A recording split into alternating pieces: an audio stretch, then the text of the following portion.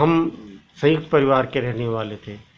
मैं, मेरे दादी, मेरी माँ, मेरे पिता, मेरे चाचा आदि सब लोगों को मिलकर के हम लोग रहते थे। हम घर में 6 भाई साथ थे और 6 भाइयों में भी इतना लगाव था कि अगर कोई किसी को कुछ भी कहता था तो बिना ये देखे कि मैं करूँगा या नहीं करूँगा, मेरी करने की क्षमता है नहीं, हम उस काम को करते थे। मुझे याद है बहुत अच्छी तरह से, मैं कोई 6-7 साल का होऊंगा जब मेरी साइकिल चलाने की भी क्षमता नहीं थी, तब मैं साइकिल के पंचर ठीक कर लेता था। ये संयुक्त परिवार में सिखाया जाता था।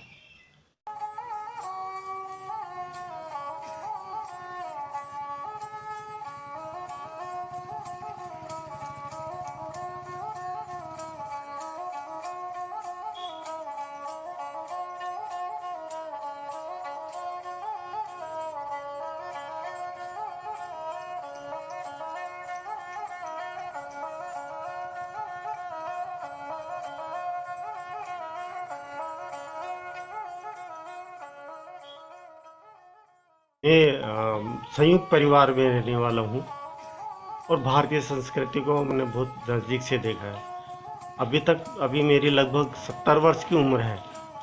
इन 70 वर्ष की उम्र में मैंने जो बचपन से देखा था, हमारे भारतीय संस्कृति में शुरू से ही बच्चों को पूजा पाठ करना सिखाया जाता था, समय पर उठना और समय पर सोना सिखाया जाता था। विभिन्न अवसरों पर, त्योहारों पर उनकी श्रद्धा पूर्वक, उनकी श्रद्धा भाव से पूजा पाठ करने के लिए हमको सिखाया जाता था। तो ये भारतीय जो संस्कृति थी वो तो बहुत बढ़िया तरीके की थी, और आज भी जो लोग नए सिरे से देख रहे हैं वो भी वापस भारतीय संस्कृति को अपनाने की कोशिश करें। अभी मैंने कुछ दिनों पहले कहीं देखा था यूट्यूब पर एक कि वहाँ विदेशों में राम कृष्ण की राम धुनी गाते हैं, कृष्ण धुनी गा रहे हैं। तो ये जो हमारी जो परंपराएं हैं उनको वापस से कहीं न कहीं से तो जीवित कर ही रहे हैं। ये तो हमारी संस्कृति रही है। अब मैं बात करूँगा संयुक्त परिवार की। हम संयुक्त परिवार के रहने वाले थे। मैं, मेरे दादी, मेरी माँ, मेरे पिता, मेरे चाचा आदि सब लोगों को मिलकर के हम लोग रहते थे।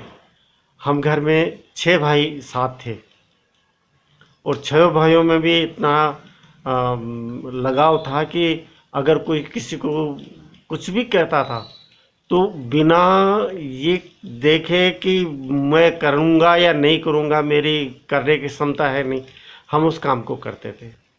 मुझे याद है बहुत अच्छी तरह से, मैं कोई 6-7 साल का होऊंगा जब मेरी साइकिल चलाने की भी क्षमता नहीं थी, तब मैं साइकिल के पंचर ठीक कर लेता था।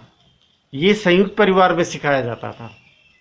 आज जो संयुक्त परिवार टूट रहे हैं उसका मुख्य कारण यही है कि ये मेरा बच्चा है और ये मेरे बच्चों को ये काम नहीं करने नहीं दूंगी। ये जो संस्कृति जो पैदा हो गई है, ये न्यूक्लियर सब परिवार बनाने से ही ये जो संस्कार हमारे संयुक्त परिवार के वो टूटते जा रहे हैं।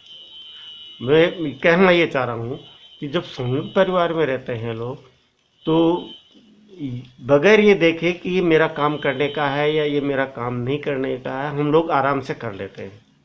और यही वजह थी कि उन दिनों जब हम लोग संयुक्त परिवार में रहते थे तो हम विविध प्रकार के हमको काम करना आता था। मसलन जैसे हम लोग कुमावत हैं, तो शुरू से हम लोगों को ईंट बनाना, करनी चलाना, प्लास्टर करना, दीवार चुनना, ये छोटे छोटे काम हमको शुरू से ही आने लग गए थे। हालांकि हम लोग पढ़ाई भी कर रहे थे और पढ़ाई करते करते भी हम लोग जब आगे जब छुट्टियां होती थी हमारी, तो हम लोग कभी लेथ मशीन पर काम करते थे जा कर के, तो कभी हम लोग बिजली का काम सीखने के लिए जाते थे। और इस तरह से उस समय कि हम लोग कहाँ जा कर के काम को एक तरीके से अंजाम दे पाएंगे, तो कई तरह के काम सीखने के बाद में हमने एक लाइन पकड़ी। हालांकि मैं पढ़ रहा था, ITI किया और मैं सर्विस किया, अब तो रिटायर हो गया हूँ, लेकिन रिटायर होने के बाद में भी घर में मैं किसी भी तरह के कोई भी काम होते हैं उसको आराम से कर लेता हूँ, मुझे कोई हिचक नहीं है। जबकि मैं मेरा देखता हूँ मेरे पोतों को जब कहते हैं हम लोग अरे यार जरा वहाँ से सब्जी ले आना, तो कहता है ये मेरा काम नहीं है। ये परिणाम है संयुक्त परिवारों के टूटने के, कि अब यहाँ क्या सोचते हैं कि ये मेरा काम नहीं है, ये मेरा काम नहीं है, इसे मैं नहीं कर सकता। और ये वजह है कि संयुक्त परिवारों का अब अस्तित्व धीरे धीरे खत्म हो गया है।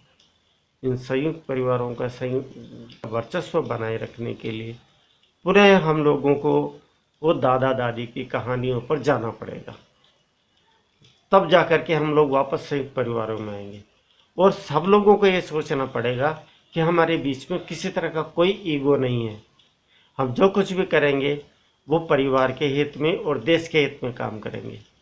जब हम देश के हित में, अपने देश के हित में, समाज के हित में और अपने लिए काम करेंगे, जब हम लोग सार्थक रूप से भारतीय संस्कृति को और संयुक्त परिवारों को अपनाने का काम कर सकते हैं। हाँ, तो मैं ये कह रहा था कि हमें हमारे संयुक्त परिवार को बचाने के लिए और संयुक्त परिवार की तरह रहने के लिए कुछ जो मेरे दिमाग में बात आती है वो ये है कि जो माँ जो होती है वो परिवार की प्रथम धुरी होती है। जब बच्चा होता है माँ की गोद में ही रहते हुए बोलना सीखता है, चलना सीखता है और कई तरह की आदतें भी वो माँ से ही सीखता है। यहाँ तक कि सच और झूठ बोलना भी वो प्रथम माँ से ही सीखता है। कई बार क्या होता है कि जब हम लोग घर में होते हैं और कोई बाहर से आता है तो हम लोग बच्चों को कह देते हैं अभी कह देना अभी हम लोग घर में नहीं हैं। तो ये जो हम लोग सच और झूठ बोलने का जो काम सिखाते हैं ये भारतीय संस्कृति को तोड़ने का काम करती है। भारतीय संस्कृति तोड़ने का ये काम नहीं करती, वहाँ सत्य बोलने का काम होता है। लेकिन बात मैं कर रहा हूँ संयुक्त परिवार की। तो संयुक्त परिवार को बचाए रखने के लिए सबसे पहले माँ जो है उसको अपनी अहम भूमिका निभानी पड़ेगी, क्योंकि पिता तो काम पर चला जाता है और उसके पास इतना समय भी नहीं होता कि वो घर में बच्चों पर ज़्यादा ध्यान दे। लेकिन माँ चूँकि हर वक्त घर में रहती है तो माँ का जो दायरा है वो घर में अधिकतम घर में होना चाहिए। और उसके लिए सर्वप्रथम माँ को रसोई में ज़्यादा ध्यान देना चाहिए मेरी नज़र में।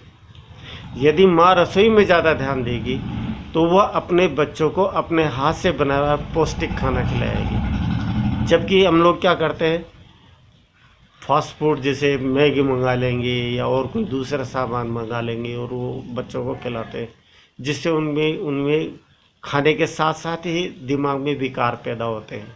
उन विकारों को रोकने के लिए माँ जब नहा धो करके रसोई में जा कर के खाना बनाती है और तो उसके दिमाग में उसके जहन भी होता है कि ये खाना मैं अपने बेटे को खिला रही हूँ, मेरे पति को खिला रही हूँ, मेरे परिवारजनों को खिला रही हूँ।